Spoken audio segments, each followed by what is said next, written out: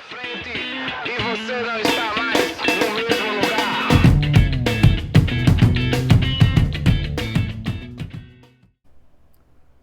Fala turma, esse vídeo faz parte de uma série sobre desenvolvimento de software. Vamos dar continuidade à implementação do padrão repositório, mais especificamente, implementar um repositório para a entidade de domínio produto que está vinculada ao módulo de catálogo. Lembrando que a gente tem o nosso subdomínio módulo catálogo dentro do domínio maior, que é o comércio eletrônico, e o produto e a categoria fazem parte, são entidades de domínio dentro desse módulo de catálogo, tá certo? Para isso, a gente vai falar primeiro sobre o que é programação assíncrona, já que a gente está implementando um padrão repositório e faz uso de database externo à nossa aplicação back-end. A gente vai falar o que são promises do JavaScript e como lidar com essas promises através do uso de async e await, tá certo? Que são palavras reservadas do JavaScript e TypeScript para lidar com programação assíncrona. E também vamos falar um pouco sobre o que é exclusão lógica, tá certo? Nesse exemplo aqui a gente vai usar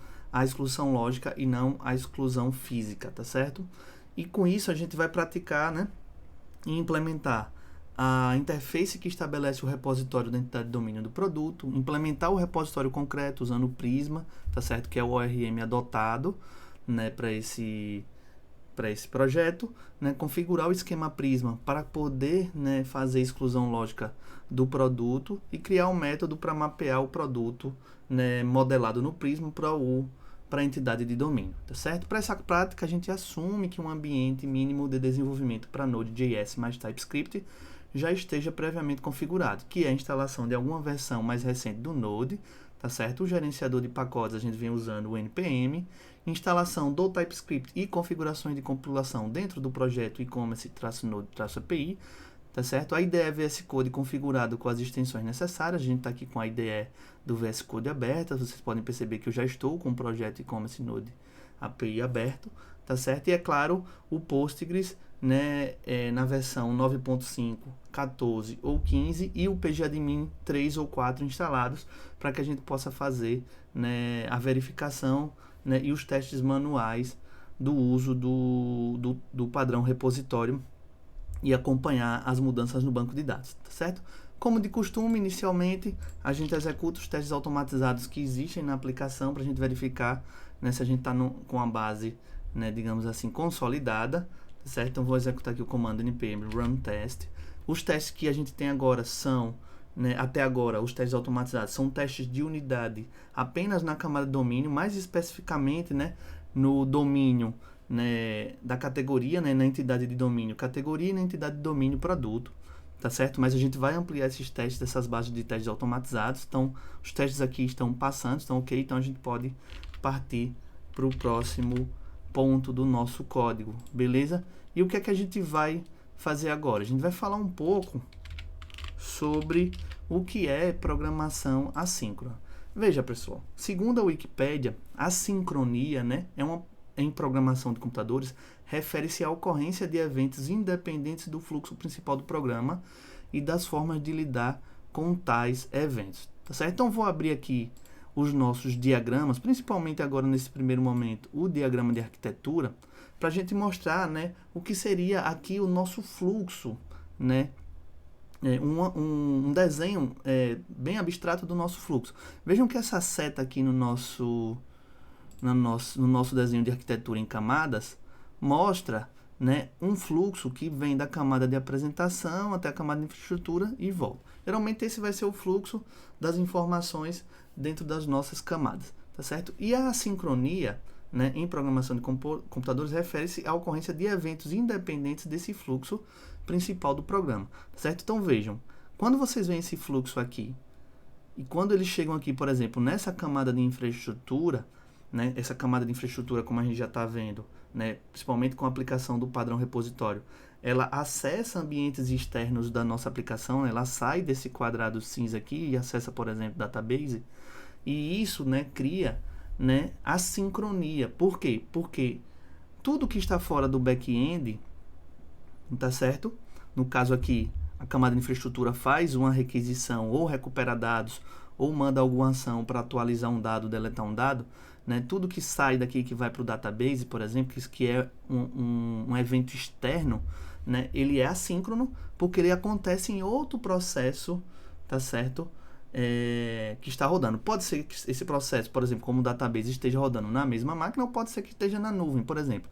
Então vamos lá, aqui a gente tem a nossa aplicação e-commerce Node API, né, que vai rodar aqui no localhost futuramente quando a gente começar a fazer as configurações do servidor, né, e a gente já tem aqui, eu vou abrir aqui para vocês, o nosso banco de dados. Eu estou usando o PGAdmin 3, ó, e eu estou usando o Postgres na versão 9.5, e vejam que o meu Postgres está no localhost, que é essa própria máquina aqui, na porta 5432. Então é um outro processo, tá certo? Apesar de estar na mesma máquina, é um outro processo. Então, esse database aqui, que é representado por esse elemento aqui, né, database relacional, no meu caso, está numa porta específica, em um processo específico.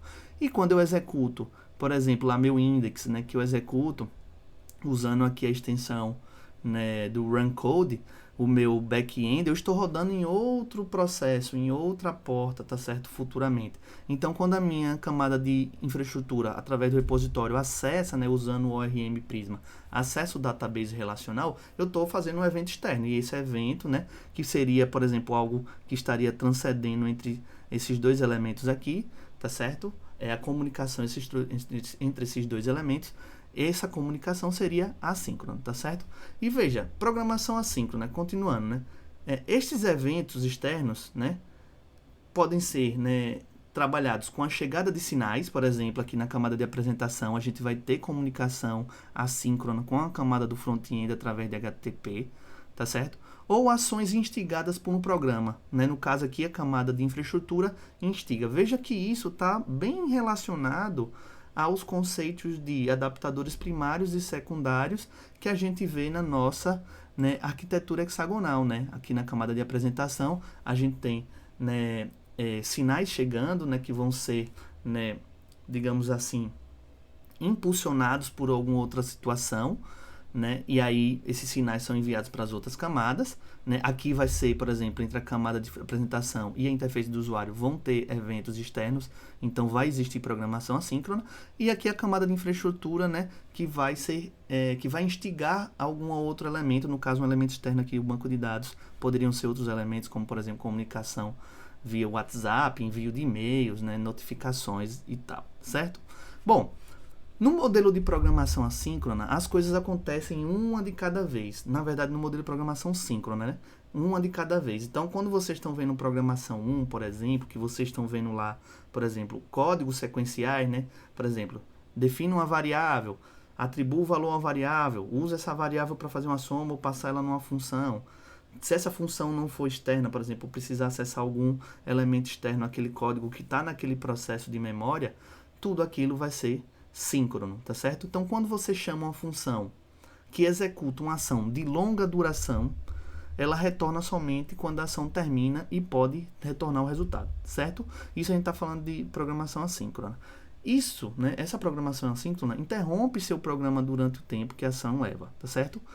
No caso do modelo assíncrono, né, é permitido que essas ações longas, né, aconteçam ao mesmo tempo. Então, por exemplo, quando eu faço uma requisição, por exemplo, a partir do meu ORM Prisma para o meu banco de dados, eu estou fazendo uma comunicação assíncrona, estou chamando uma função assíncrona e estou solicitando alguma informação do banco de dados, certo? Se isso aqui demorar, por exemplo, se esse banco de dados estiver na nuvem, né, a gente tiver com a internet, por exemplo, mais lenta, essa requisição pode demorar, né, e a gente pode estar fazendo outras atividades enquanto aquela atividade não é executada, tá certo? Isso faz parte da programação assíncrona. E isso cria uma situação que faz com que a gente não trave o nosso software aguardando uma informação de um agente externo, tá certo?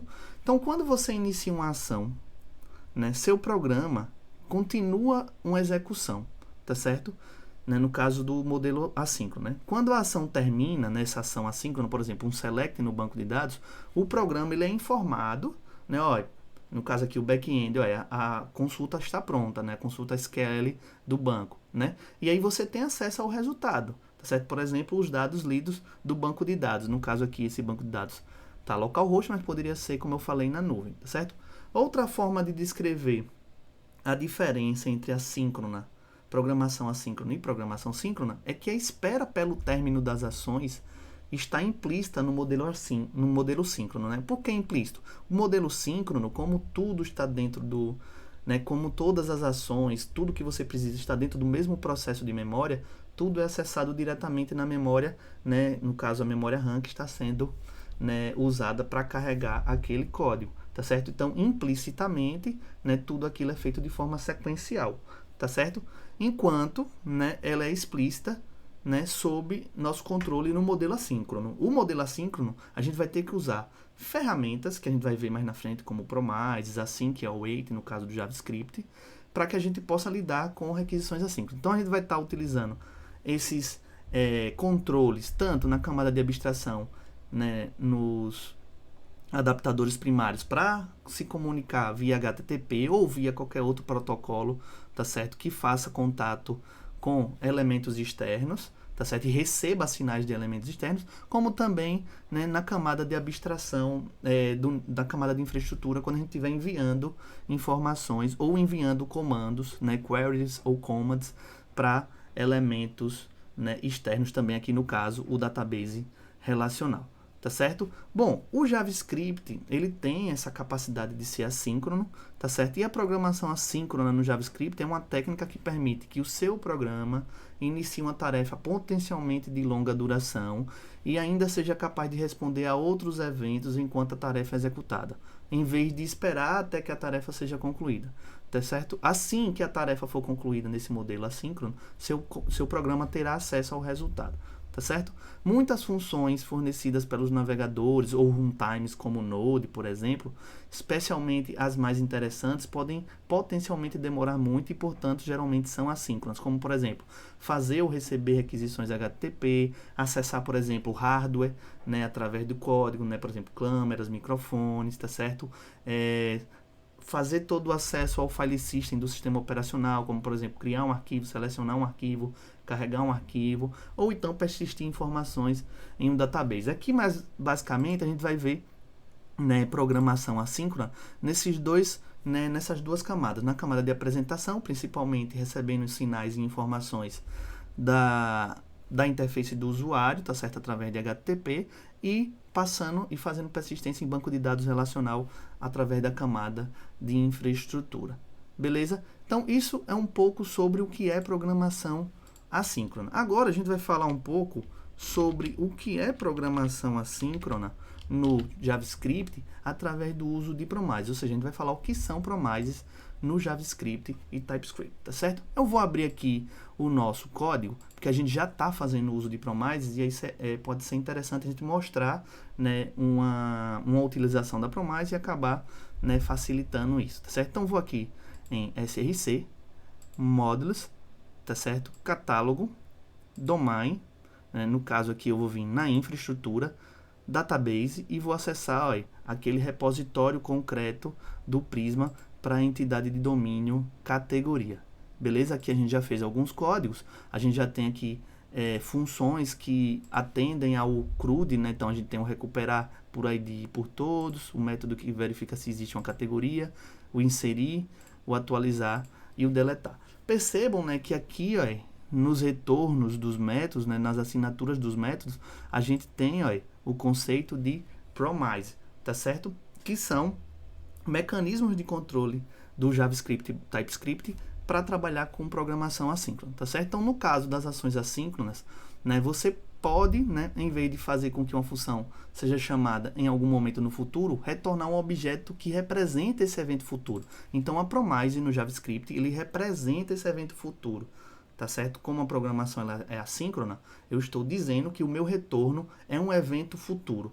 Beleza? Por quê? Porque eu sei que esse método recuperar por ID vai utilizar aqui uma função, por exemplo, find e unique do Prisma, como a gente sabe aqui nesse momento, que faz um evento externo, tá certo? E esse evento externo, ele é assíncrono. Então, como eu sei que esse evento ele é digamos assim, um evento assíncrono, eu já digo que isso aqui é uma promessa. No caso aqui do recuperar por ID, eu estou dizendo que eu prometo, olha, ou o retorno de uma categoria ou um nulo. No caso aqui eu estou fazendo um select, né? O meu ORM ele vai gerar o SQL por baixo e o select aqui vai fazer um query pelo ID, tá certo? Se a categoria existir, ele retorna uma promessa de um evento futuro que é uma categoria. Se não, ele retorna um nulo, tá certo? Então, as promessas, né, é uma representação dos eventos futuros, tá certo? E é para isso que serve a classe padrão promise no JavaScript, beleza?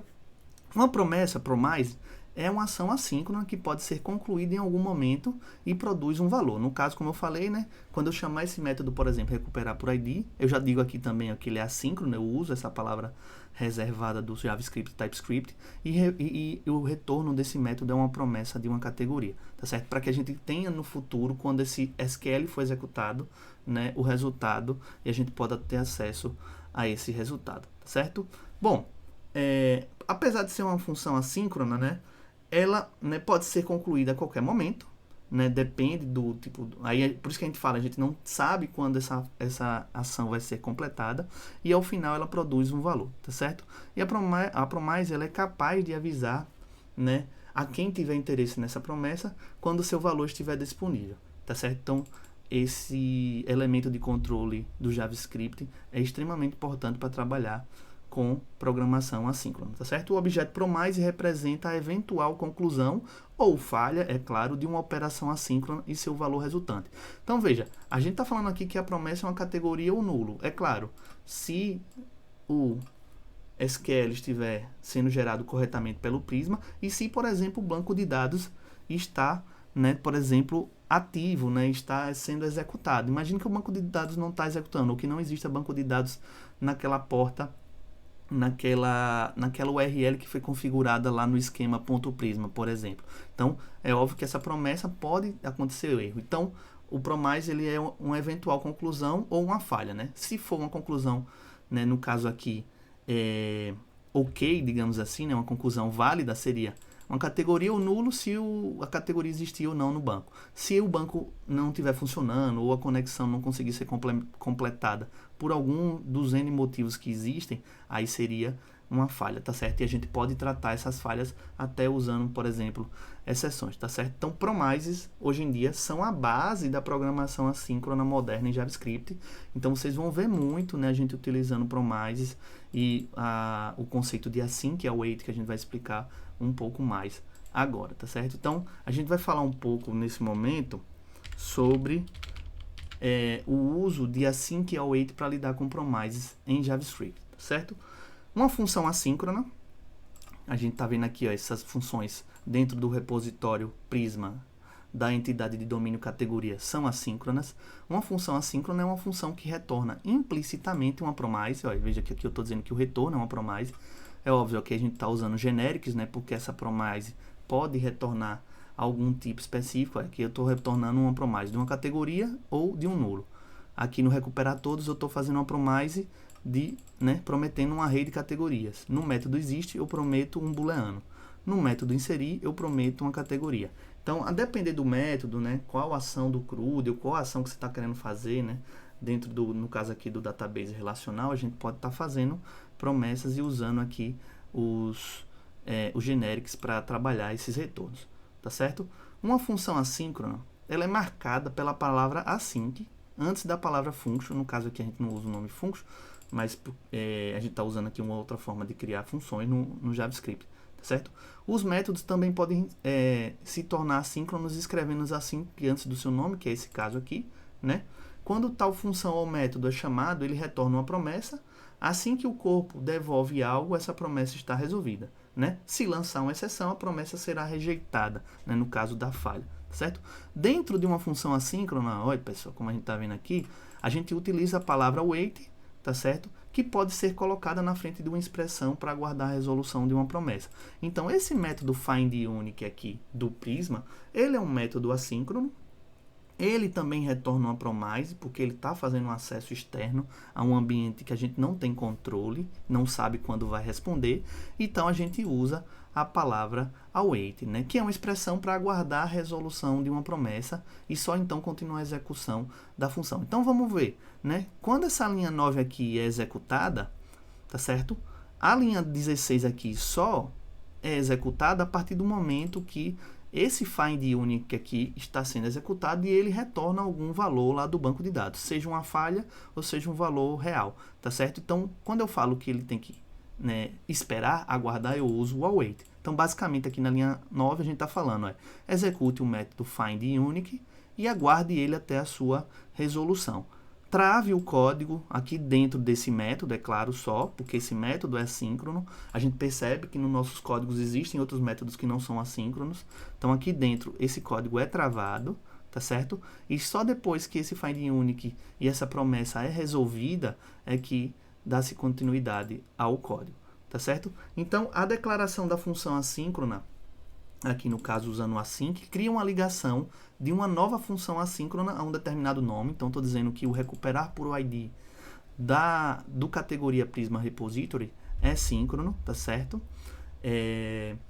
A palavra-chave await, ela é permitida dentro de funções que existem, né, assíncronas, tá certo? Permitindo que o comportamento assíncrono seja baseado, né, em promessas e seja escrito em um estilo mais limpo, evitando a necessidade de configurar explicitamente cadeias de promessas, tá certo? Ou resoluções de promises usando, por exemplo, callbacks ou outros métodos, beleza? Então, o async await, ele é o que a gente chama de um açúcar sintático, né, que traz uma sintaxe melhor, no caso aqui para o JavaScript, para trabalhar com programação assíncrona.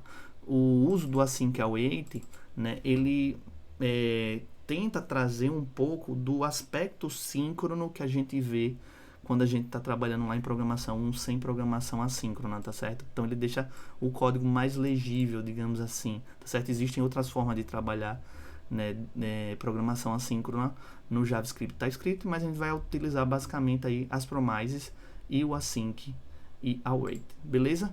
Bom, depois disso, a gente vai agora para o código de fato, beleza? E a gente vai fazer o seguinte, definir a interface de um repositório de um objeto, né, ou de uma entidade de domínio, tá certo? No caso, né, vou abrir aqui o meu diagrama de banco de dados para a gente acompanhar, lembrando que a gente está usando aqui a abordagem MDD, tá certo? Então a gente sempre está utilizando os nossos modelos, no caso aqui o diagrama do modelo entidade relacionamento para guiar a nossa programação. Quando eu apliquei o repositório e implementei o repositório, tá certo? Usando o Prisma na entidade de domínio categoria, eu basicamente manipulo com o Prisma somente essa tabela aqui da direita. Então não manipulo as relações, né? Lembrando que o modelo entidade relacionamento é baseado em entidades, no caso aqui representado por essas três tabelas, tá certo? Produtos, categorias e categorias, e as relações, né? Por exemplo, produtos, né? Podem estar, né? Pode ter um produto em várias tabelas do produtos, categorias, tá certo? Aqui é para mostrar aquela relação N para N entre produtos e categorias, e aí a gente usou a estratégia da criação de uma tabela de junção aqui, tá certo? Bom, porém, agora a gente vai trabalhar a camada de repositório da entidade produtos. E a entidade produtos, né, agora, de forma um pouco mais complexa, a gente vai começar a lidar com essas relações. O repositório de categorias não lida com essas relações aqui, mas o de produtos vai lidar. Por quê? Porque quando eu quiser pegar um produto, e a gente já definiu isso lá na nossa interface, por exemplo, se eu vier aqui no meu módulo, catálogo, domínio, pasta produto, na minha entidade do produto, né, no caso aqui o produto type, né, onde a gente tem interface, a gente definiu que o nosso produto tem categorias, velho. Se vocês forem em categorias, vocês vão perceber que lá em categorias não se define a relação com produtos. Mas na interface de produtos, a gente define que um produto tem que ter nome, descrição, valor e uma rede de categorias. E isso vai ser, né, representado, né, por essas relações aqui no banco de dados relacional. E o repositório, como sendo aí um padrão para mapeamento objeto relacional, né, principalmente o repositório dessa entidade produto, vai ter que lidar agora com essas relações. Beleza? Então, percebam que a aplicação do padrão repositório para a entidade produto vai ser um pouco mais complexa, porque a gente tem que manipular essas relações. Quando eu pegar, por exemplo, fazer um select num produto por ID, eu quero pegar o nome, a descrição, o valor, data de criação, atualização, mas eu quero pegar quais são os produtos as categorias desse produto, que podem ser no mínimo 1 e no máximo 3, como a gente definiu lá como regra de negócio, e eu quero pegar também os nomes, né, dessas categorias, tá certo? A partir dessa tabela de junção e dessas relações que a gente já criou lá no banco de dados, beleza? Então vamos lá definir a interface de um repositório para a entidade de domínio produto. Primeira coisa, né? Vou abrir aqui, ó, minimizar aqui as minhas pastas, e a gente vai abrir aqui, ó, a pasta módulos, tá certo? O módulo do catálogo, mais especificamente, dentro do domínio, porque a gente vai fazer um contrato, tá certo? E dentro da pasta produto, porque a gente vai fazer um contrato para essa entidade de domínio específica, beleza? Como é que vai ser o nome desse arquivo? Vamos lá, criar um novo arquivo. Vai ser produto.repository.interface.ts. Então vamos abrir aqui esse arquivo. E aqui a gente vai primeiro, ó, importar, tá certo? O eRepository, que a gente já criou, que está dentro do módulo lá do shared, tá certo? É um arquivo que a gente compartilha de domínio, certo? E a gente vai criar aqui, ó, uma interface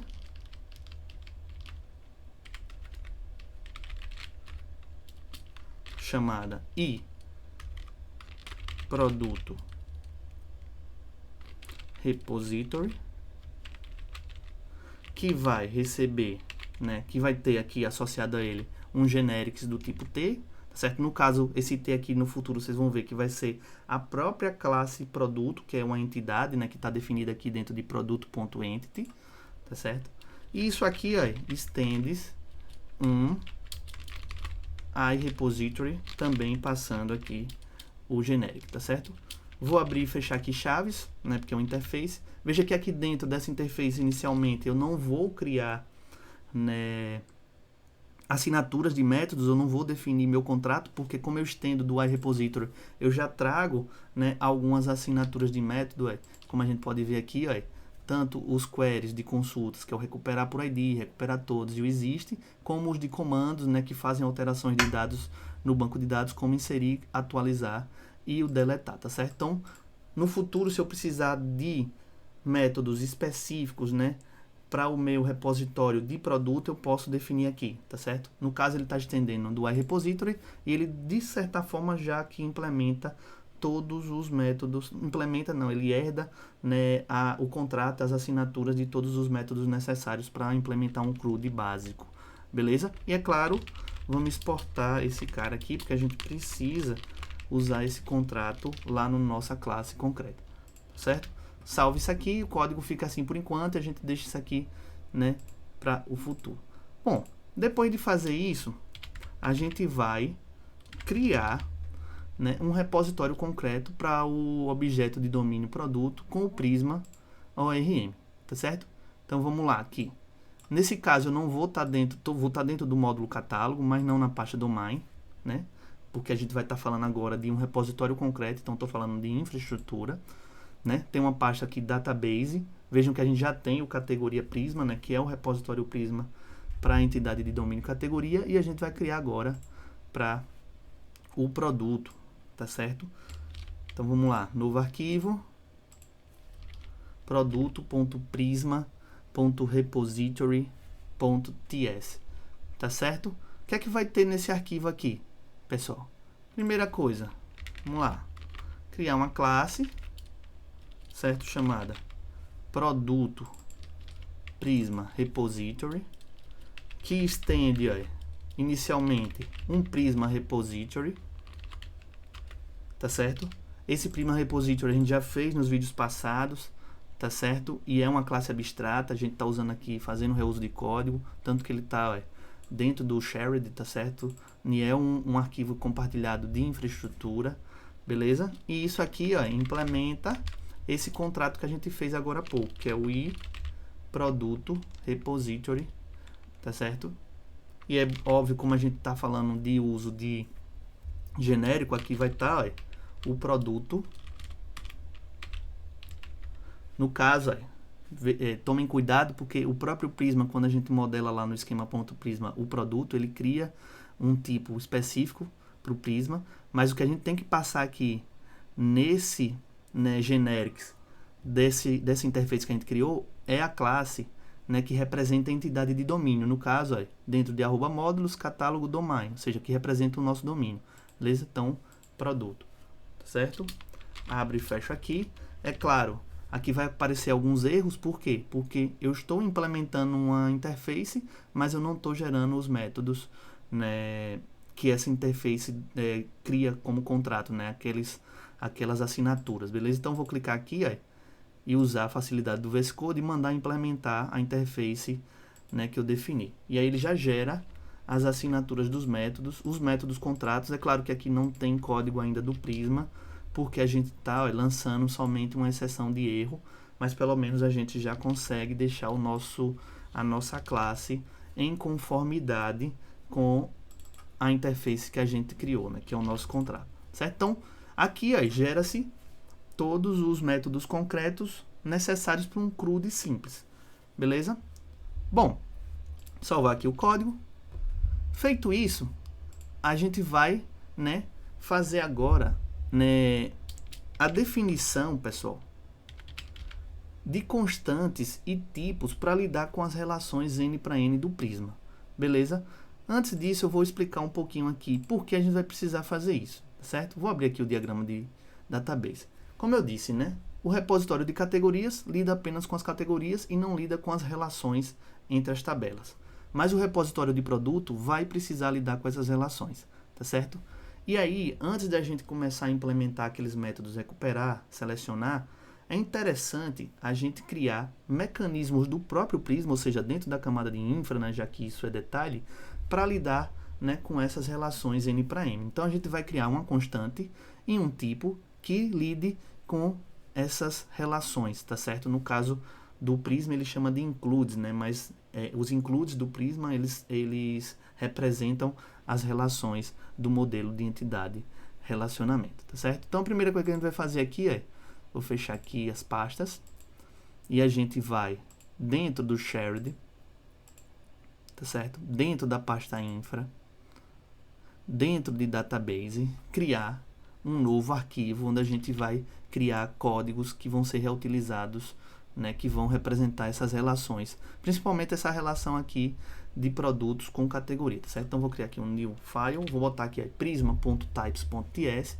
Estou dando esse nome porque eu posso estar utilizando e criando vários tipos reutilizáveis do Prisma, né, de detalhe de infraestrutura aqui dentro, tá certo? Assim como a gente fez a classe abstrata que está aqui dentro do prisma.repository, tá certo?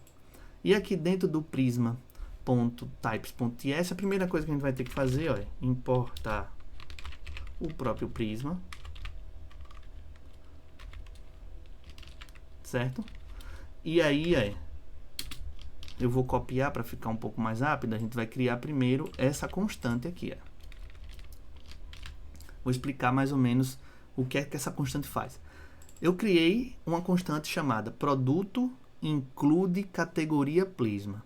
Como eu falei, né, se a gente for olhar a documentação do Prisma, os includes do Prisma, as configurações de include do Prisma são, né, as formas do Prisma de dizer como são as relações, né, das tabelas, né, lá no modelo relacional, tá certo? Então, eu estou dizendo que eu quero criar um include, eu quero criar uma configuração de relacionamento entre a tabela produto e categoria, ou seja, eu quero criar, né, uma forma de dizer para o Prisma que quando eu usar essa constante e eu estiver trabalhando com o produto, é para se incluir, né, naturalmente também as categorias, ou seja, obedecer, né, essas relações aqui. Peguei o produto, busca as categorias e os nomes delas, tá certo? Bom, usei o Prisma Validator, que é uma classe do próprio Prisma, né? Usei o prisma.produto.include, que também já é definido do Prisma. Todos esses elementos aqui, se vocês forem preenchendo e digitando, eles já vão ser auto-preenchidos para você. A partir do momento em que a gente gerou o esquema.prisma, tá certo? A gente gerou o esquema.prisma e fez as migrações. Então, quando a gente faz esquema.prisma e gera as migrações, aqueles tipos que eu estou utilizando aqui, ó, prisma.produto include, por exemplo, vão aparecer para a gente poder utilizar, tá certo? Se eu passo o mouse aqui, ele já me mostra qual é, né, a formação, né, as informações desse tipo, dessa classe aqui, né? E tudo isso é baseado nesse modelo aqui, ó, que é o modelo do esquema Prisma, onde a gente define como o produto está ligado a produtos categorias, né? Ou seja, aqui nessa parte do modelo do produto, nessa linha 42 aqui, que eu digo que produto tem categorias, e isso está ligado a um array de produtos categorias, eu estou fazendo justamente essa relação aqui, ó, dessas duas primeiras tabelas, produtos e produtos categorias, beleza? E quando eu falo aqui que em produtos categorias, né, eu tenho ó, uma relação com categoria, do tipo categoria, que é esse outro modelo, eu estou falando que essa tabela produtos categorias tem relação com isso aqui, tá certo? Então vejam que o esquema Prisma, né, lembrando que o Prisma é um ORM, né, um mapeador de objeto relacional, a gente está mapeando aqui as nossas relações de objetos baseadas nos conceitos de orientação a objeto para o mundo relacional, beleza? Então aqui eu crio uma constante para dizer o seguinte: passo um objeto e dentro desse objeto eu digo, ó, categorias. Veja que aqui, pessoal, ó, como eu estou usando o próprio prisma.produto include, o próprio Prisma já vai me dando opções, ó, categorias. O que é que eu estou dizendo aqui, ó? O produto, eu posso incluir as categorias. E quem é categorias, ó? Se eu for lá no produto, ó, no esquema Prisma, ó, categorias é produto categorias, ou seja, essa tabela do meio, a tabela de junção, tá certo? Aí eu boto um outro objeto aqui. E essa tabela de juntão pode ter, ó, pode ter o que, né? Include aqui, ó, vou fazer um include. E essa tabela de junção pode ter o que, ó? Uma categoria. E aqui eu boto um true para sinalizar que quando eu estiver usando essa constante, eu quero que busque toda essa relação. Então, quando eu estiver usando essa constante, basicamente eu vou estar trazendo dados do produto, nome, descrição, valor. Vou estar fazendo um join, né? O próprio ORM vai gerar os joins, né, do SQL com a tabela de produtos categorias, que tem os IDs de produto e categoria, e busca a informação da categoria, que é o nome da categoria relacionada àquele produto. Beleza? Então, a gente está fazendo isso. Ah, professor, precisava fazer essa constante num arquivo separado na pasta shared? A gente poderia fazer isso direto lá no repositório concreto do Prisma, que a gente vai voltar já já. Mas a gente provavelmente, quando estiver trabalhando com o produto, vai precisar usar essas relações, né? Essas associações e esses includes. Então a gente já está criando aqui para poder fazer reuso de código, tá certo? E além dessa constante, eu vou criar um tipo também, tá certo? Esse tipo aqui, ó, eu vou chamar de produto com categorias Prisma. Estou dando um tipo, né? Eu vou usar esse produto com categorias Prismas em vários locais, justamente para fazer mapeamentos, para usar nos includes, para usar nos parâmetros que eu precisar. Uso o prisma.produto getPayload e passo aqui no generics um include do typeof do próprio constante que eu criei agora. Então, a partir da constante que eu criei, né, que estabelece as relações entre as tabelas por Prisma, eu uso ela aqui para criar um tipo, tá certo? E a gente poder reutilizar isso em, por exemplo, em parâmetros ou tipificar, já que a gente está usando TypeScript. E é claro, a gente vai fazer aqui, ó, o export do produto include categoria Prisma, que é a constante, e do tipo, né, produto com categoria Prisma, beleza? Portou, salvou, essa parte dos tipos aqui já está feita, tá certo? Depois de definir a constante, o que é que a gente vai fazer nesse momento agora? A gente vai implementar o método para mapear um modelo Prisma, no caso o modelo de um produto com categoria, para uma entidade de domínio produto, tá certo? Lembrando que quando a gente retorna o dado do Prisma, ele não retorna no formato da nossa entidade de domínio, que é onde tem nossas regras de negócio. Então a gente tem que fazer, né, a implementação desse mapeamento de forma efetiva, beleza? Então, o que é que a gente vai fazer aqui? A gente vai aqui, ó, em Source, na pasta Módulos, Catálogo, nos Mappers. Veja que eu já tenho o produto.map.ts. Nesse arquivo eu já tenho o método estático toDTO, que eu recebo, por exemplo, um produto de domínio baseado em minha entidade de domínio produto e retorno uma interface, ou seja, algo parecido com produto, tá certo? Nesse formato. Eu tenho um método estático toDomain, que recebe um produto que usa os tipos lá que a gente definiu, né? Como, por exemplo, recuperar produtos próprios e retorna um produto, tá certo? Então, retorna algo parecido com um produto e retorna um produto. Aqui a gente força com que aquela informação passe pelas regras de negócio, né? Usando as invariantes de classe lá do domínio rico, beleza? E agora a gente vai criar um novo método chamado, né? Eu vou colar aqui para a gente ser um pouco mais rápido, que é FromPrisma Model toDomain, tá certo? Então, o que é que esse modelo vai fazer? A gente vai receber um modelo do Prisma, que veio do banco de dados, e transformar para um domínio, tá certo? E aí eu botei aqui um parâmetro chamado produto Prisma, do tipo produto com categoria Prisma, que é aquele tipo que eu defini aqui no Prisma Type, né, .ts aqui, e importei, tá certo? Então, aqui no Product Map, eu vou importar ele também, que eu vou usar ele. Vou importar o produto aqui, no caso a entidade, tá certo? No caso a entidade, né, da pasta domain, tá dentro do módulos catálogo, certo? E aqui, a gente vai fazer duas coisas primeiro. Primeiro, a gente tem que definir e inicializar um array de entidades de domínio categoria. O que é que eu estou fazendo aqui, pessoal? Veja, se produtos, né, usando aquele tipo que eu defini, produto com categoria, vão vir lá do banco usando o Prisma com as categorias, eu tenho que tratar essas categorias que vêm do banco. Por quê? Porque elas também não são do tipo da entidade de domínio categoria. Aqui está dando erro justamente porque a gente não importou, olha, a entidade de domínio é categoria que vem de domain, categoria.entity.ts que a gente fez lá no início, tá certo? Então vou importar aqui. Então o que é que eu defini aqui? Uma constante categorias, que é um array de categorias baseadas na nossa entidade de domínio, tá certo? E inicializo aqui como um array vazio. Depois, o que é que eu vou fazer? Vou pegar o produto Prisma que vai vir do banco, acesso às categorias que são categorias Prisma, tá certo? Vindo do banco, elas não são compatíveis nesse momento com as categorias do nosso domínio, e faço um map, que na verdade aqui é uma estrutura de repetição funcional para mapear cada categoria que veio do banco para o domínio. No caso aqui, eu faço o quê? Eu uso o categoria.map, que é uma classe que a gente já tem, uso o método FromPrismaModel toDomain da categoria e pego aquela categoria e preencho ela, né? Na verdade, faço um push dela dentro desse array aqui, certo?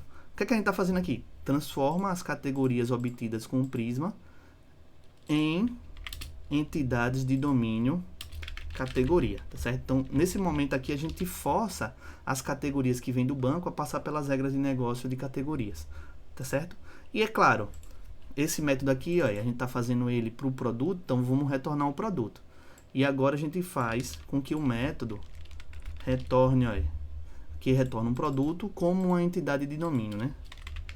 No caso, eu estou usando o this, que é essa própria classe produto map, e usando o método toDomain que já existe. Passo um objeto, abre e fecho aqui, na linha 38, na linha 44, e passo os valores, né? ID, nome, descrição e valor, pegando de quem? De produto Prisma. Então aqui eu estou fazendo a conversão entre o que vem do Prisma para o que vai para a entidade de domínio, tá certo? E aqui passa as categorias, já que um produto tem categorias, tá certo? Então nesse caso aqui a gente fez o nosso FromPrismaModel toDomain do produto, assim como a gente tem também um FromPrismaModel toDomain da categoria, beleza? Salvo o arquivo e depois de fazer essa implementação desse mapeamento, a gente vai fazer agora a preparação, tá certo, do código, né, lá no index.ts para os testes manuais do repositório. Aqui é bem simples, tá certo? Eu vou vir aqui, e vou abrir meu arquivo index.ts. Vejam que no meu arquivo index.ts eu já tenho aqui comentado todos os testes manuais, ó, deletar categoria, aqui eu tenho os testes manuais de atualizar categoria, aqui eu tenho os testes para inserir categoria, verificar se existe uma categoria, recuperar todas as categorias, recuperar a categoria por ID, por exemplo. Nessa linha 19 a gente tem aqui ó, o uso, né? Criação de uma variável chamada categoria repo, onde a gente instancia a classe concreta categoria Prisma Repository e passa a conexão com o banco, né, que é feita aqui em cima, entre a linha 6 e 9, tá certo? A gente vai ter que fazer isso também para o produto, tá certo? Então vamos lá, produto repo é igual a um new produto. A gente não vai estar aparecendo aqui na inserção, porque a gente não exportou lá. Então vamos lá, módulos, catálogo, tá certo? Infra, produto Prisma Repository, e a gente vai importar, né? No caso, exportar, né? Exportar esse cara aqui, certo? E aqui no index agora, eu posso chamar ele, fazer um new dele, né? Passando a mesma conexão que eu passei para o repositório de categoria. Por quê? Porque a gente vai usar a mesma conexão. Claro, o mesmo banco. Mas poderia usar outro, professor? Ah, a minha categoria está num banco na nuvem e o meu produto está num banco em outro local. Poderia. Nesse caso não é interessante porque produto e categoria estão relacionados, né? Então seria bom estar na mesma estrutura de dados, no mesmo banco de dados, tá certo? Para ter consistência, né? E para a gente trabalhar as transações de forma melhor. Mas isso poderia ser possível a gente passar conexões diferentes aqui, que estão representadas por essa constante prisma que a gente define aqui na linha 7, tá certo? Bom, isso aqui é a preparação para os testes manuais. Vou comentar aqui o parte do recuperar categoria por ID também, porque a gente não vai mexer nisso aqui agora. E vou fazer, ó, cada método, né, para produto, assim como a gente fez para categoria, e vou colocando aqui embaixo e fazendo os testes manuais de cada um. Então, o que é que a gente vai fazer agora? A gente vai implementar e testar o método recuperar por UUID, no caso, a entidade de domínio produto. Beleza? Então, vou voltar aqui no meu produto.repository.ts, né? produto.prisma.repository.ts e vou implementar esse código aqui, que é o recuperar por ID. Vamos lá. Função é assíncrona, né? Já boto o async aqui. Tá certo? Tá utilizando a assinatura que vem desse contrato do iProduto Repository, tá certo? E aqui agora a gente faz os códigos usando o Prisma para fazer o select, tá certo? No caso, para fazer a recuperação por UID do produto. Crio uma constante chamada produto recuperado, uso o await para aguardar o método findUnic, que é um método assíncrono do Prisma, tá certo? E aqui dentro eu passo um objeto. Aí. Esses objetos são objetos de configuração do Prisma para que o próprio Prisma possa gerar, né, os selects por baixo. Então, se a gente quiser saber quais são as opções de configuração, pessoal, a gente tem que acessar a documentação do Prisma. E cada ORM vai ter uma forma de fazer isso diferentemente, tá certo? Então, se eu estou recuperando por ID, eu crio uma configuração chamada where, né, onde o ID vai ser o UID que eu estou passando por parâmetro, e ó, o include aqui, que faz os joins, né, ou seja, a configuração do Prisma que define o que são os joins, eu uso aquela minha constante que eu defini lá dentro do produto do Prisma.types, .ts, tá certo? Então, eu estou usando essa constante aqui, eu poderia, né, se eu vier aqui nesse cara, tá fazendo tudo isso aqui, tá certo? Aqui dentro, mas eu posso estar usando isso em outros métodos. Então, já crio uma constante para poder fazer reuso de código, certo? Depois disso, né, eu vou fazer a verificação se o produto recuperado ele estiver retornado, né? Return o produto map, e usando o método from Prisma to domain que a gente, né, fez há pouco tempo. E se não encontrar nada, né, return null. Certo? Então aqui a gente tem promessa, tá certo? Aqui a gente tá pegando um erro que é dizendo que a função, né, pode ser indefinida, né, ou nula. No caso aqui é porque a gente criou esse cara aqui fora. Esse include aqui, ele tem que ser depois desse where aqui, Na verdade, deixa eu voltar aqui, porque a gente acabou apagando uma parte do código. Vou voltar aqui, Vou botar esse código aqui. Faz o select, certo?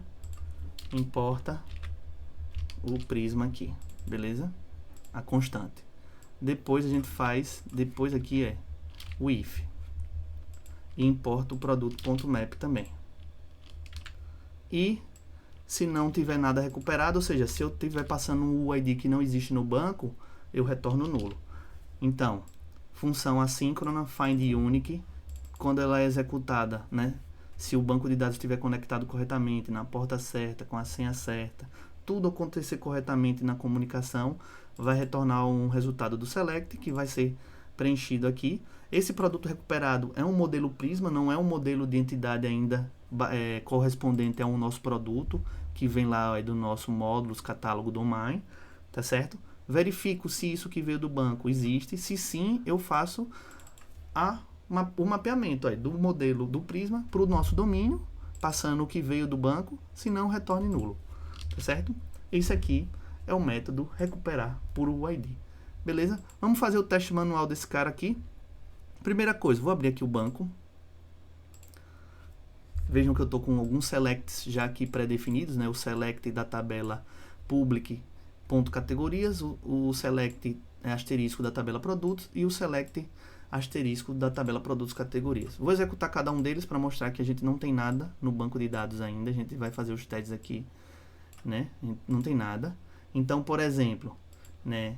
Se eu for usar esse cara aqui, vamos lá abrir o index.ts, tá certo? Aqui embaixo, dentro do método main, tá vendo? Eu ainda estou dentro do método main, Dentro do método main, depois dos testes manuais de categoria, eu vou botar aqui, recuperar produto por UID, tá certo? Então eu estou criando um constante produto recuperado, ele pode ser um produto do tipo entidade de domínio ou um nulo. E aí eu chamo o produto repo recuperar ID. Estou passando um ID aqui que não existe, né, porque o banco está vazio, certo? Vamos executar aqui para ver o que é que acontece. Lembrando, como aqui é uma função assíncrona, a gente vai ter que esperar, né, com que o evento externo seja executado. Como é um select simples, né, foi até rápido, né, 6.1 segundos, tá certo? Veja que o Prisma, né, como o nosso ORM, ele gera o SQL a partir do uso das funções do Prisma, tá certo? E aqui ele retornou nulo, porque esse cara aqui, pessoal, não existe no banco, beleza? Assim como a gente já viu aqui, dei um select aqui, na tabela de produtos, e não tem nenhum produto. Como não tem nenhuma categoria, e também como também não tem nenhum produto categoria, tá certo? Bom, então a gente já fez o teste aqui, implementou e testou o método recuperar por ID. Então, o que é que a gente vai fazer agora? A gente vai implementar, tá certo? E testar o método inserir. A gente não vai logo para o recuperar todos ou existe, porque a gente quer dados no banco para poder fazer os outros testes, tá certo? Então, vamos fazer logo inserir e a gente já usa o nosso próprio método para testar isso. Beleza? Então, vou voltar aqui no produto prisma.repository.ts, fiz o método recuperar por ID, eu vou minimizar ele aqui. Vou minimizar o recuperar todos e o existe, eu não vou fazer agora. Vou fazer o inserir aqui. É uma função assíncrona, então vou usar o async, tá certo? E aí, a gente vai fazer o uso desse código aqui que eu vou explicar para vocês. Primeira coisa, né? A gente tem aqui um produto inserido que espera uma resposta, né, de uma ação assíncrona que é o create do Prisma, tá certo? Aqui o nome do método, aqui o nome do parâmetro no método tá entity, porque é como vem lá do nosso contrato, né? Mas a gente vai mudar aqui para produto, tá certo? Então, para inserir, eu tenho que receber um produto que é do tipo da nossa entidade de domínio, que está definido lá no entity produto.entity.ts, e ele promete um produto, tá certo? E aí no create eu passo uma configuração, né, onde eu digo quais são os dados de criação. E aí eu falo, ó, esses dados aqui, pessoal, que estou passando o mouse aqui, ó, ID, nome, descrição, eles estão em conformidade com o que está no nosso entidade de domínio, porque foi assim, ó, que eu mapeei aqui no nosso arquivo esquema.prisma, ó. Tá certo? Ó. Por exemplo, produto, ID, nome. Se eu tivesse usado nomes diferentes aqui, antes dos 2 pontos iam aparecer outros nomes. Mas eu estou fazendo uma correspondência até para ficar mais fácil para a gente programar, né? E ter uma relação tranquila entre os objetos de domínio e os modelos do banco de dados. Tá certo? Então, ID recebe um produto ID, ou seja, recebe um ID de uma entidade de domínio. Nome, descrição, valor, categorias, certo? Aí veja, as categorias aqui, elas têm que ser mapeadas, né, do objeto de domínio para o objeto, né, de modelo. No caso, eu estou falando aqui que eu já vou estar fazendo, usando o Prisma, um insert que insere em 2 tabelas, na verdade em 3. Veja o que é que eu estou dizendo. Ó. Eu estou falando para o Prisma criar um produto, tá certo? Produto, esse cara aqui, ó, que eu estou selecionando, que eu estou passando o mouse, está relacionado a esse elemento aqui, produto, que foi definido no esquema.prisma, né? Então, estou passando ID, nome. Categorias está em outra tabela, como a gente já viu, né? E a própria categoria. E aí, o que eu quero que faça é, quando eu inserir o produto, dado já categorias existentes, é óbvio que eu preciso de categorias já existentes, insira quais são essas categorias desse produto, né? Nessa tabela de junção, para dizer quais são as categorias daquele produto. Beleza? Então eu faço aí categorias, aqui eu não uso include, eu uso o nome create, e aí aqui por baixo o próprio Prisma vai controlar a transação e vai fazer inserção na tabela produto, e aqui vai fazer inserção na tabela produtos categoria. Ah, professor, por que você usou um map? Porque, né, quando a gente está trabalhando lá no nosso produto Prisma, ou no nosso produto, na nossa entidade de produto, ó, deixa eu abrir aqui a nossa entidade de produto, ela tem, ó, um array de categorias, então eu posso passar 1 ou 3. Então, esse número aqui de categorias que vão ser criadas não é fixa, ela é dinâmica, podendo ser 1, 2 ou 3. Então, eu faço o quê? Pego o que está no array, faço um map, que é uma estrutura de repetição funcional, e a depender de quantas categorias tiver, faço um return de um objeto ó, que tem categoria ID. Esse categoria ID aqui, pessoal, está definido aqui ó, no esquema.prisma. Então, eu estou preenchendo tanto essa tabela, com aquele create ali, eu estou preenchendo tanto essa tabela produto, como essa tabela produtos categorias. Esse create aqui ó, faz, né, a partir desse código e desse, a inserção em 2 tabelas diferentes. Isso é um dos poderes do uso do próprio Prisma, tá certo? Facilitar a construção de selects, no caso aqui de inserts mais robustos quando existem relações, principalmente relações N para N. E aqui eu retorno o próprio produto, que eu prometo um produto no final, tá certo? E aqui o método inserir está criado. Vamos fazer o teste manual.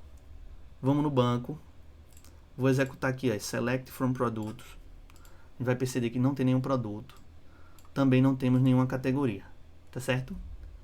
Vou voltar aqui no código, no index. Vou comentar essa parte aqui do recuperar produto por ID, porque a gente já testou.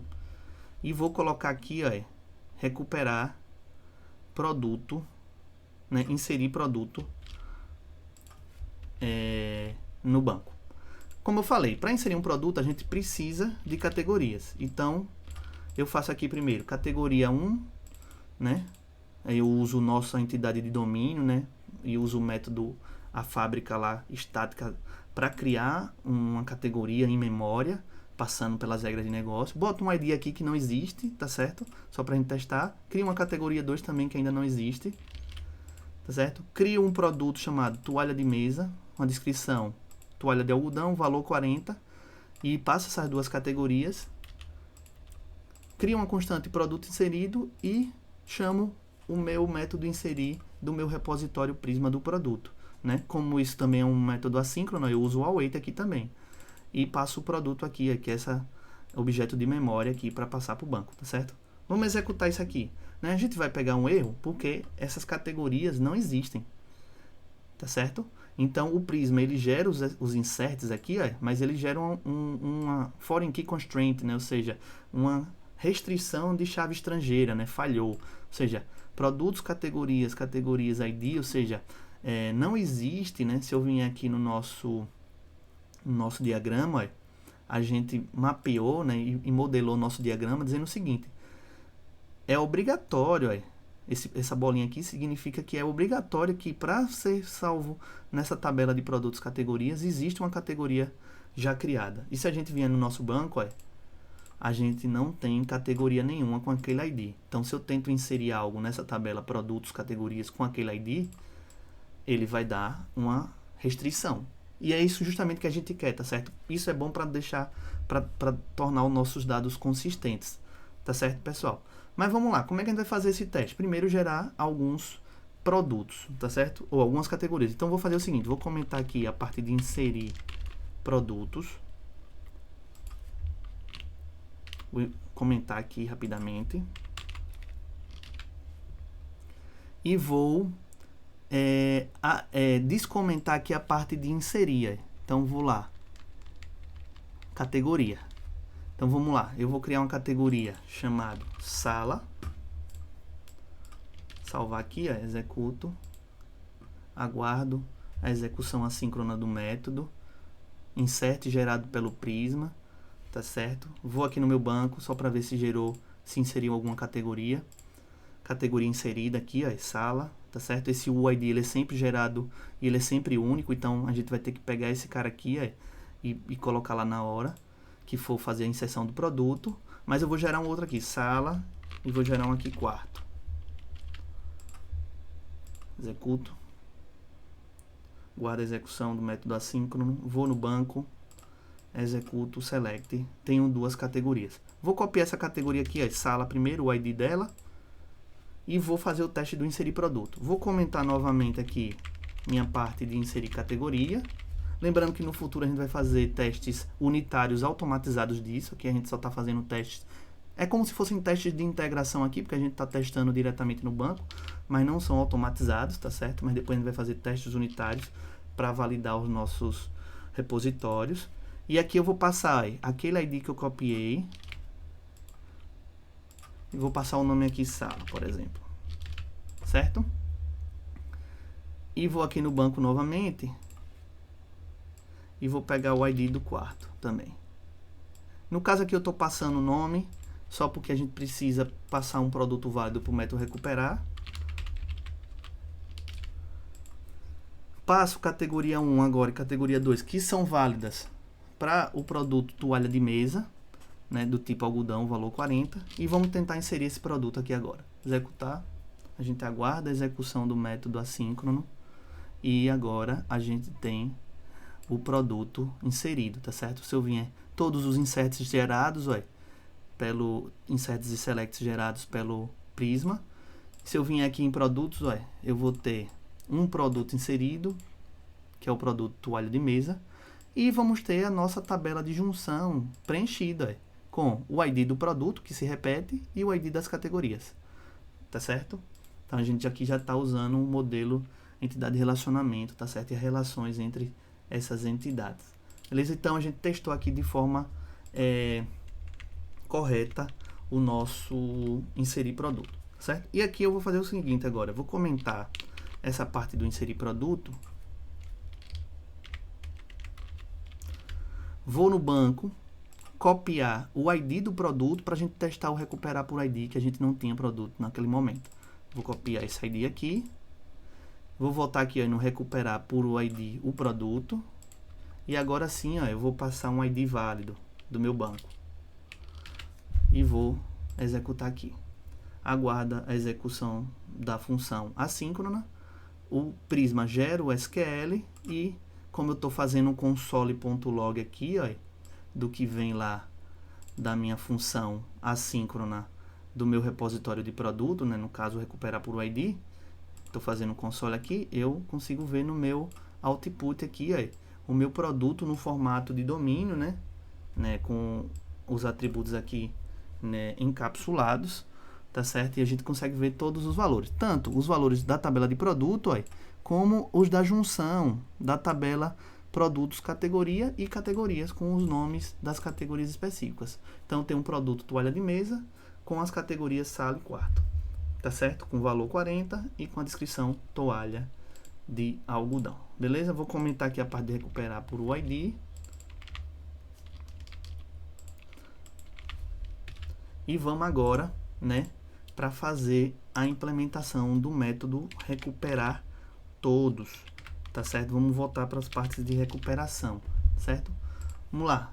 Produto. Vou fechar aqui alguns arquivos que a gente não vai precisar usar. Vou abrir aqui produto, Prisma Repository. Vou minimizar o método inserir. Vou abrir novamente o método recuperar todos aqui. Ó. Vou usar o async e vou botar o código de recuperar todos, tá certo? Vou estar copiando e colando e explicando o código. Mas ele basicamente funciona como aqui o recuperar. No caso ele não vai ter esse where aqui, ó, tá certo? Find many, tá certo? E eu boto aqui, ó, o include, tá certo? Ou seja, o que é que eu estou dizendo? Na hora de recuperar todos, faça um select, né, no modelo de produto do Prisma, né, find many, busque muitos, ou seja, faça um select sem where e inclua aquela constante que a gente criou que define as junções. Então ele vai fazer um select que vai fazer joins, tá certo? Cria um array de produtos aqui usando o nosso entidade de domínio, né? Inicializa com um array vazio. Se aqui nesse select retornar algo maior que 0, ou seja, porque vai ter mais do que um lá preenchido, no caso a gente já tem um produto, e a gente vai fazer um mapeamento aqui, ó, tá certo? Né? O map, né, que é a estrutura de repetição funcional aqui, e para cada um deles a gente vai fazer um push para esse array de produtos aqui, chamando o método fromPrisma model to domain para cada elemento que vai ser trazido, e depois retorna todos os produtos, já que a gente promete um array de produtos do tipo de entidade de domínio, tá certo? Vou salvar aqui e a gente vai fazer o seguinte agora, vai fazer o teste manual. Vamos lá no index e aqui embaixo do inserir, ainda dentro do método, eu vou criar aqui, ó, um teste manual de recuperar todos os produtos e suas categorias, tá certo? E aí aqui o que é que eu vou fazer, tá certo? Todos os produtos é um array de produto. Faço o await, porque o método recuperar todos é assíncrono dentro do repositório, né? Não tem parâmetro, lá dentro ele usa o include, né, das junções e faz o console.log de um array de todos os produtos. Vamos executar isso aqui, aguardar a execução do método assíncrono, e a gente vai ter, ó, um array, ó, representado aqui pelos colchetes de produto. No caso a gente só tem um produto lá no banco, como a gente pode ver aqui, ó, se eu fazer o select de produto, eu só tenho um, tá certo?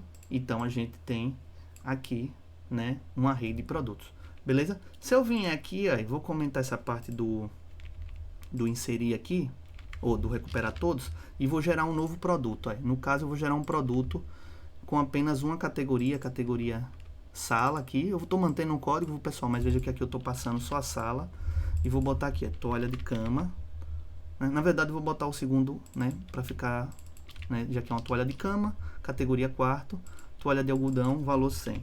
Vou inserir esse novo produto, aguardo a execução, certo? Venho aqui no banco, ó.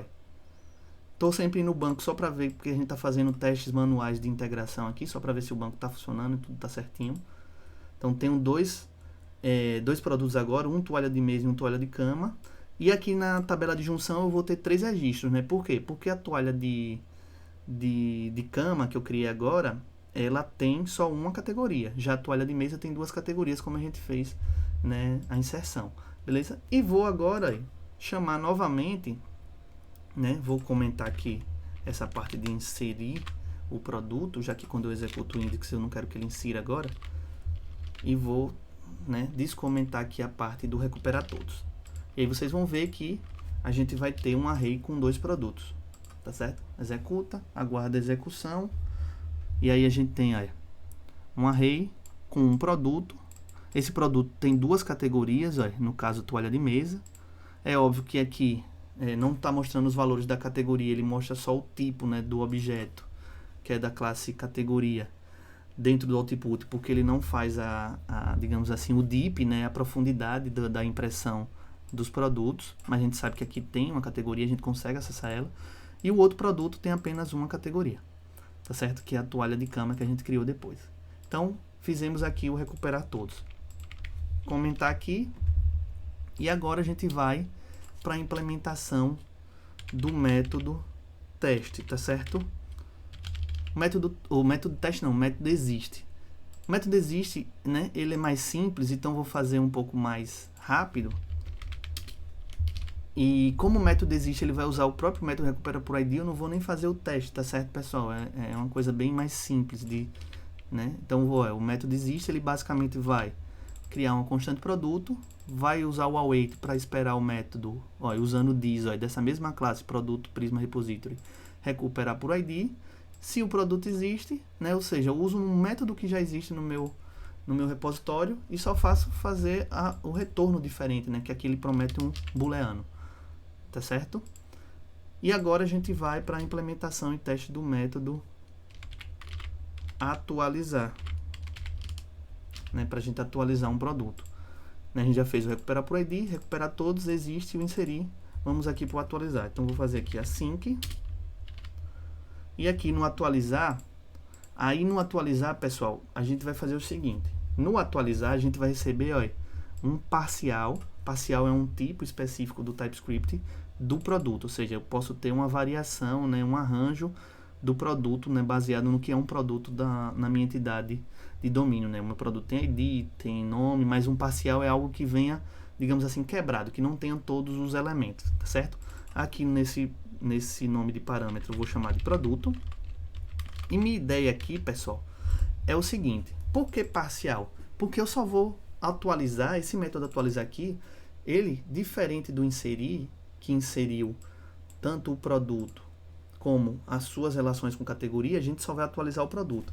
Por quê? Isso é uma decisão estratégica, viu, de desenvolvimento, né? Poderia ser feito de outras formas. A minha intenção é que o atualizar só altere a tabela produtos, então ele não vai usar junções, então só vai poder alterar nome, descrição, valor, não vai poder alterar categorias.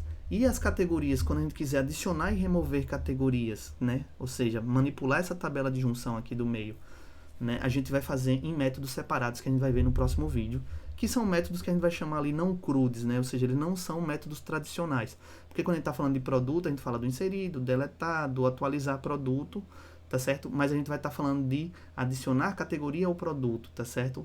É uma inserção, dentro da tabela produtos categorias, mas foge das ações básicas de um CRUD, tá certo? Então a gente vai fazer isso em vídeos separados e é uma forma também de se trabalhar, né? Dando mais flexibilidade ao código, né? Porque a gente vai fazer a remoção e a adição de categorias aos produtos em métodos específicos, certo? Então o atualizar aqui só vai atualizar a tabela produto, beleza? E como é que isso vai ser feito? Dessa forma aqui, cria uma constante produto atualizado que espera o método update do Prisma. Passo um objeto, dentro desse objeto tem uma condição where, ou seja, eu quero atualizar um objeto lá, uma linha, né, da tabela, e passo os dados que vão ser atualizados. Veja que eu só passo os dados, não uso nem o include nem o create aqui. Então só atualizo nome, descrição e valor. Ou seja, tudo que está dentro da tabela produto e não das relações, né, das outras tabelas, tanto de junção como da tabela de categoria. Se o produto, né, atualizado existir, retorne true, porque se aqui trouxer alguma informação do produto atualizado, é porque o update deu certo. Se não, retorne false, porque algo aconteceu. Pode ter sido algum erro, ou pode ser que o ID que você passou não exista ao tentar atualizar, certo? Vamos fazer o teste, né? Vamos lá para o index.ts. Aqui embaixo, onde eu testei o recuperar todos, eu vou botar aqui um comentário chamado atualizar produto, sem atualizar categorias, porque a gente vai fazer isso através de métodos específicos. E vou fazer isso aqui, vou passar uma constante produto. Veja que eu não estou dando um tipo, porque eu vou passar um parcial do que é um produto, então não estou tipificando, né? Eu vou passar um ID aqui, que é por exemplo, um ID de um produto que já existe, é claro. Então vamos lá. Deixa eu ver um produto que existe aqui no banco. Vou pegar esse produto, toalha de mesa. Vou transformar o M aqui em maiúsculo, tá certo? E alterar o valor. Então vou pegar aqui, o nome novo vai ser toalha de mesa grande. É uma toalha de algodão e o valor 100, tá certo? Veja que eu não passo as categorias, porque eu não vou atualizar elas. E é claro, aqui embaixo eu chamo o método atualizar do meu repositório, né, passando o produto ID, que eu defini aqui, e o produto. Primeiro eu vou passar um ID que não existe. Eu vou tirar aqui esse F e botar um G, salvo. Vamos executar aqui para ver o que é que acontece. Né? Aguarda a execução assíncrona. Veja que o erro é de inconsistência nos tipos de datas. Tá certo? No tipo de dado, tá esperando o ID, e eu alterei na verdade ali, né? Então deixa eu alterar aqui, deixar o F aqui. Deixa eu alterar o número aqui para 2. Executar. Veja que o erro aqui, é a operação foi causada, né? Porque ela depende de um ou mais registros que não foram encontrados, justamente porque esse cara não existe, né? Na tabela. Vou copiar novamente o ID correto. E vamos tentar agora atualizar. Executa, né? Veja, ele não retornou nenhum erro, né? O próprio Prisma gerou o update aqui, tá certo? E aí se eu vim aqui no banco agora e fazer o select novamente, esse produto tem o seu título atualizado para toalha de mesa grande e toalha de algodão, tá certo? Então valor 100. E aí eu posso estar alterando os valores, por exemplo, vou alterar aqui para 85, certo? É claro que nesse caso aqui a gente está definindo que esse método atualizar, ele atualiza todos os atributos de vez. Se você não alterou o valor, é só passar o mesmo valor de volta.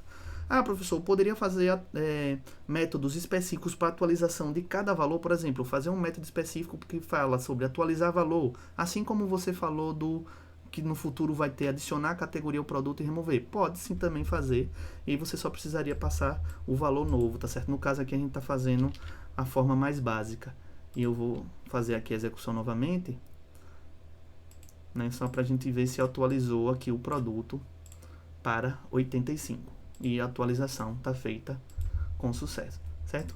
Vou comentar aqui a parte de atualizar para a gente poder ir para o último método, que é o deletar, tá certo? Bom, feita a atualização, o que é que a gente vai fazer agora? Implementar e testar o método deletar. No caso, a gente vai utilizar o conceito de exclusão lógica, viu, pessoal? Que é o que a gente chama de soft delete. No repositório de categorias a gente usou, né, eu vou até abrir o repositório de categorias aqui para a gente ver ele, categoria Prisma Repository. No repositório de categorias, no método deletar, a gente usou o próprio método delete, né, que faz um hard delete, ou seja, uma deleção física, ou seja, ela exclui a linha da tabela, tá certo? Então a gente não tem esse dado depois no futuro, tá certo? Já no produto a gente vai usar uma outra estratégia, né, onde a gente vai fazer aqui no deletar um soft delete, que é manter os dados, né, do produto, só que a gente vai indicar de alguma forma como esse produto está deletado, beleza? Então a primeira coisa é mexer no esquema, tá certo, pessoal? Então vou abrir aqui o esquema Prisma, que está aqui dentro da pasta source main, esquema Prisma, né, infra database ORM Prisma, tá certo? E aqui no esquema Prisma a gente vai fazer o seguinte, a gente vai incluir aqui nesse modelo do produto, além da data de criação e de atualização, uma data de exclusão. Então a gente vai criar aqui, data de exclusão do tipo datetime. Eu coloco ela aqui como interrogação, porque essa data ela pode ser preenchida ou não, ou seja, ela pode ser nula no banco. Se tiver preenchida é porque o produto foi excluído, mas os dados ainda permanecem em banco. Se não tiver preenchida é porque o produto não está excluído. E faço um map para o nome da coluna que eu quero, que é data de exclusão. Vou aproveitar aqui e fazer uma alteração aqui nesse mapeamento para o nome da tabela, lá da data atualização, que aqui está atualizar, então atualização, para ficar assim. Data cria cal, data atualização e data exclusão, certo? Já que eu vou gerar a migração novamente, eu fiz essa alteração aqui, beleza? E aí defini. Veja que em categoria eu não criei data de exclusão. Por quê? Porque lá a gente usa o hard delete, exclusão física. Aqui a gente vai usar o soft delete, ou seja, a exclusão lógica através do preenchimento de uma coluna, beleza? Feito isso, né, a gente vai executar a migration, viu, pessoal? Então, vou abrir aqui o terminal. Beleza? Se eu vier aqui no banco, ó, na tabela de produtos, eu só tenho data de atualização e criação. Eu não tenho ainda data de atualização. Certo? E vou executar o comando npx migrate dev. E o nome da migração tem que ser um nome intuitivo. Eu vou botar aqui, alter, porque é uma alteração do produto, que é o modelo do produto. E vou botar aqui, soft delete, tá certo? Ou seja, deleção lógica ou deleção soft, né? Dá o Enter.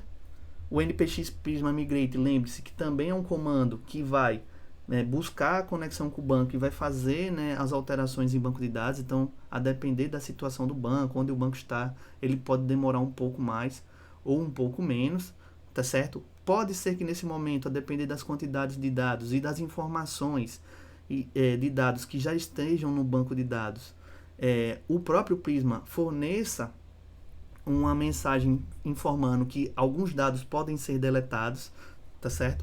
Veja que no caso aqui, ele mostrou um erro, né? Ele está dizendo, we found changes que não podem ser executadas, tá certo? Ele está dizendo que não é possível, né, adicionar data atualização para produtos, porque a tabela já tem valores, tá certo? Então ele está dizendo o seguinte, você já tem valores na tabela e você mexeu no nome data atualização, então você vai ter que fazer alguma coisa. No caso aqui, a coisa que eu vou fazer, pessoal, é o seguinte, deletar os dados das tabelas, tá certo? Vou fazer aqui, primeiro, deletar os dados da tabela produtos, certo? Delete from produtos, delete from, né? No caso, vou deletar primeiro aqui, né, da tabela, já que tem as constantes, vou deletar primeiro aqui dessa tabela. E depois deletar da tabela produto. Vejam que agora eu não tenho dados mais na tabela de junção, nem dados na tabela de produtos. Só vou deixar as categorias, porque não vão ser afetadas. Vou executar novamente a migração, né? Essa migração justamente não funcionou da primeira vez, porque eu tinha dados já de atualização. E aí vejam, o nome da coluna de atualização já tinha, né, dados que já tinham sido preenchidos. Então, uma das formas seria ou fazer todo o drop do banco, deletar as tabelas mesmo, ou fazer a deleção dos dados. Como aqui a gente está no ambiente de desenvolvimento, pessoal, eu preferi fazer a deleção dos dados, justamente porque a gente está testando manualmente, toda hora, deleta. Então, vou deletar o dado e rodar a migração novamente, aproveitando que a gente está no ambiente de desenvolvimento, tá certo? Vou aguardar aqui a execução da migração. Veja que agora a migração funcionou corretamente, então ele diz, olha, aplicada a migração, né, número tal, com o nome alter produto software delete, tá certo? Que está lá dentro da pasta de migrations, tá certo?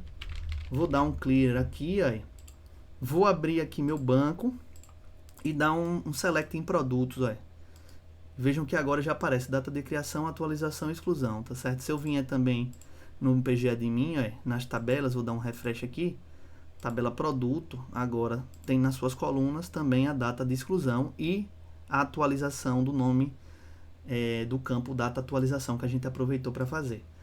Beleza? Então a gente executou a migration. E agora a gente vai implementar o método, né, delete. Então vamos lá no produto Prisma Repository e o produto, né, o deletar vai ser também assíncrono aqui, né, já que a gente usa o Prisma e ele faz ações externas. E veja a diferença do repositório, do método deletar, do repositório categoria para o repositório produto, né? Ou seja, a diferença entre o soft delete e o hard delete é que aqui a gente usa um update. E o update o que? A gente vai dar um update em um produto, onde o dado chamado data exclusão, que a gente definiu aqui no produto, né? Vejam que aqui o próprio Prisma ele preenche, se eu botar aqui data, ele vai dar quais são as datas que eu posso. No caso eu quero data exclusão, uso o new date, né, que é um comando new para fazer uma instância de uma data do TypeScript de JavaScript aqui. Então, na hora que eu estiver executando esse select, eu vou passar a data atual. né? Se o produto .deletado.id foi retornado, a deleção, no caso a deleção lógica foi feita, ou seja, a data de exclusão foi preenchida. Se não, algum erro aconteceu, retorna falso. Esse falso aqui não é se foi excluído ou não, é se a deleção aconteceu corretamente, tá certo? Então, passei o ID, deletou corretamente, o ID existe, ou tipo, o banco de dados está funcionando, e o ID foi deletado, retorne true, tá certo? Foi deletado, né, e foi tudo com sucesso, retorna true. Deu algum erro, retorne false, beleza? Bom, feito isso, vamos fazer o teste, tá certo? Então vamos voltar aqui no index, ó, aqui embaixo do atualizar, seguindo sempre um padrão, né? Vou usar aqui, ó, deletar. Veja que a primeira coisa que eu vou fazer é tentar deletar um ID que não existe. Estou usando esse ID aqui que começa com A5, ele não existe no banco. Até porque a gente não tem produto, né? A gente teve que apagar os dados de produto para poder fazer a migração. Vou executar aqui o delete. Veja o que ele vai votar. Ele vai dizer que a operação falhou porque ele depende de um ou mais registros. Então veja que não é uma falha do código. Na verdade, não existe ID lá, então não tem como se deletar. Tá certo? E aí, como é que a gente vai fazer agora? Fazer aqui, ó, comentário. Vou usar o inserir aqui para inserir um produto. No caso aqui, toalha de cama, né? Toalha de algodão.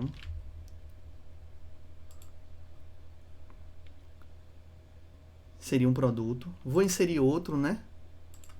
No caso aqui, vou passar categoria 1 e categoria 2. Categoria 1, categoria 2. Aqui eu vou passar toalha de mesa. Valor 85. Executar. Se eu vim aqui no meu banco, ó, eu vou ter 2 produtos e 3 relações, né? Um produto tem 2 categorias, né? Que esse começa com 7 e o outro tem uma categoria que esse começa com 8, assim como a gente fez lá. Então, já tenho produtos lá. E aí vou fazer o seguinte, eu vou deletar, pessoal, esse produto aqui que só tem uma categoria, certo? Que no caso é esse que começa com o valor 8, que é o toalha de cama. Então vou chegar aqui, comentar essa parte toda de inserir, porque a gente não vai precisar inserir mais agora, já que a gente já tem dados de teste. E vou fazer aqui, o deletar com o ID existente. Como a gente está usando o soft delete, essa deleção vai ser lógica, tá certo? Então o update foi gerado pelo Prisma. Se eu vier no banco aqui agora, vejam que na hora que eu fiz o select, a data de exclusão desse produto não estava. Vou executar novamente e agora a data de execução dele, né, de exclusão dele, está preenchida. Se está preenchida, ele está deletado. Isso é uma deleção soft. Vou manter assim porque eu quero mostrar o seguinte, tá certo? Vou testar o recuperar todos para você ver. Comentar aqui novamente, o deletar, e vou testar o recuperar todos os produtos. Veja, o recuperar todos os produtos, quando a gente fez lá no repositório, deixa eu abrir aqui ele não tem condição, ele só inclui os joins, então ele não tem o array, então ele vai estar pegando todos os produtos, só que tem produto deletado. Então se eu executo aqui, o meu select vai mostrar os 2 produtos, tá certo? Tanto o produto que está ok, que é esse, quanto o produto que está deletado. Só que eu quero, na hora de recuperar todos, trazer apenas os produtos que não estão deletados. Então, posso vir aqui no recuperar todos e inserir aqui, antes do include, uma configuração chamada array do Prisma. E dentro desse array eu vou botar data de exclusão null. O que é que eu estou dizendo para o Prisma? Tá certo? Vou botar uma vírgula aqui, né? Porque é um objeto, O que é que eu estou dizendo para o Prisma? Busque todos os produtos onde a data de exclusão for nula e inclua os joins das relações entre a tabela produto, produtos, categorias e categorias. Tá certo? Salva aqui, posso executar novamente o meu recuperar todos e eu vou ver que o meu select, até o meu select que vai ser gerado aqui, ele é gerado com o array, tá certo? E eu só trago agora um dos produtos.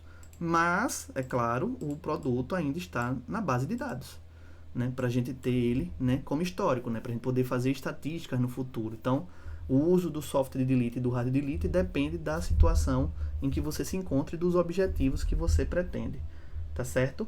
Então a gente fez aqui. Ah, professor, por que você não fez o where no recuperar por UID, só fez no recuperar todos? Porque no recuperar por ID eu posso querer recuperar um produto que está deletado, principalmente se eu estiver trabalhando em alguma tela administrativa e o cara quer reativar. Então eu passo o ID e eu recupero, eu faço o L daquele cara. Mas o recuperar todos pode ser que seja um método que vai exibir os produtos e suas categorias na tela para o usuário, e o usuário não precisa ver os produtos deletados. Então a gente faz. Então percebam também que com o ORM aqui Prisma a gente tem poder de fazer configurações e de consultas avançadas. Beleza? Bom, o que é que a gente vai fazer agora? A gente vai para as considerações finais do vídeo. Beleza? Primeiro, a gente aprendeu sobre programação assíncrona e como lidar com ela no JavaScript e TypeScript, usando async, await e promise. Implementamos o padrão repositório em outra entidade de domínio, no caso produto, só que agora mostrando como usar o ORM para trabalhar com as relações entre as tabelas, os joins, tá certo? E a gente implementou as ações básicas de CRUD desse elemento do produto, tá certo? Se a gente vier aqui no nosso diagrama, tá certo, de casos de uso, por exemplo, a gente pode perceber, né, principalmente aqui do subdomínio do catálogo, que a gente já implementou a partir do uso do padrão de repositório, o criar categoria, o recuperar categoria por ID e por todos, o atualizar categoria e o deletar, assim como criar produto, recuperar produto por ID e por filtro. No caso todos, a gente pode implementar no próximo vídeo recuperar produto por categoria, atualizar produto, deletar produto, e a gente vai fazer também adicionar e remover categorias do produto, né, expandindo aí o nosso repositório e tentando atender aí todos os casos de uso que a gente pensou lá no nosso modelo. Beleza? Próxima etapa, então, é refatorar também objetos de domínio para refletir esses novos campos de data de atualização, criação, exclusão, que a gente ainda não fez, e continuar a implementação do padrão repositório, demonstrando essas operações assim extras, como adicionar categoria, recuperar produto por categoria. A gente vai ter um novo caso de uso aqui no produto, que é o ativar, né, o status do produto, se ele está ativo ou não, beleza? Que são operações aí não tão próximas a um CRUD, que a gente chama às vezes de operações não CRUD, né? Mas aí depende do ponto de vista de cada um, mas elas não são operações CRUD simples ou tradicionais, digamos assim, beleza? Valeu, até o próximo vídeo.